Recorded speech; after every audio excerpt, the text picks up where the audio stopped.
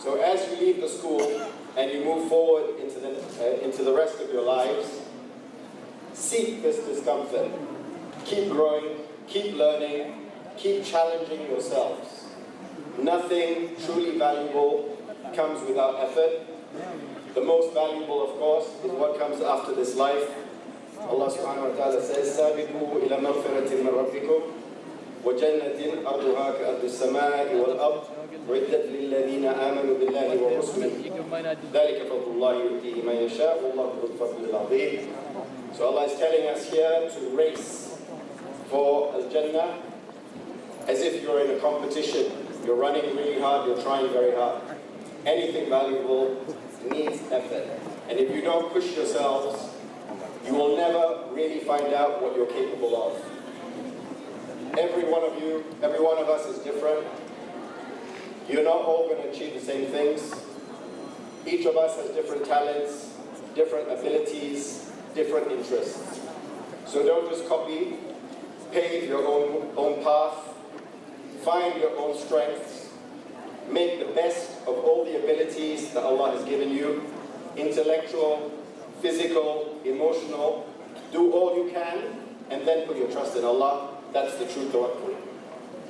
If we look at the history of mankind, there are a few names through these millennia, through these thousands of years, that persist, that are remembered through these years, that don't fade. People who are like us, made of flesh and blood, human, weak in many ways, yet what they did in their short lives remain with us till today. And most of them didn't even have the technology or the media that we have with us today. So the question is, what made them different to most of the others? The billions of people that came and went that we don't remember. What made these few different? At the top of this list, of course, are the prophets of Allah, alayhim salatu wassalam, the shuhada, the salihin, the scholars of this ummah. What can we learn from their lives? What can we learn from what they did? Reflecting on their lives and something in their history, I think these are some of the things that we can take away and try to emulate. Number one, I would say is knowledge. Al-ilm qabla al-qawl al-amal. Knowledge.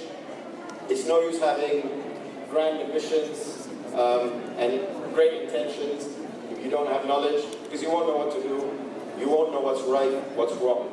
So you need to be constantly educated.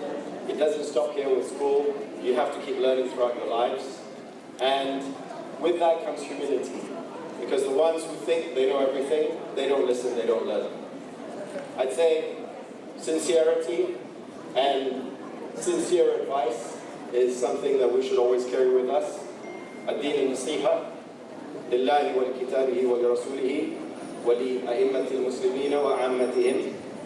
To be sincere in everything that we do, seeking Allah's pleasure, obeying Him, His messenger, following His book, obeying the rulers, wanting good for them, praying for them, and for the general believers and the ummah.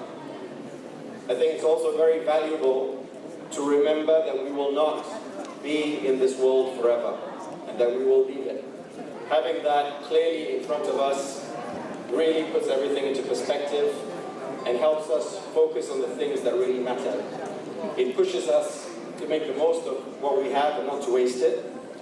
And it also helps put into perspective when we run into difficulties in life, because everything is temporary, it's going to pass.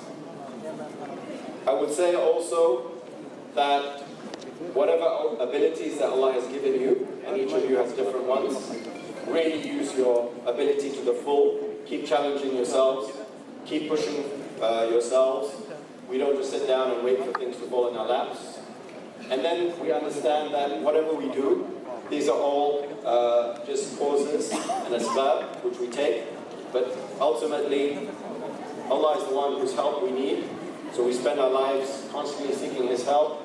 And it is with His help and His might and His power that we can succeed in this world and the next.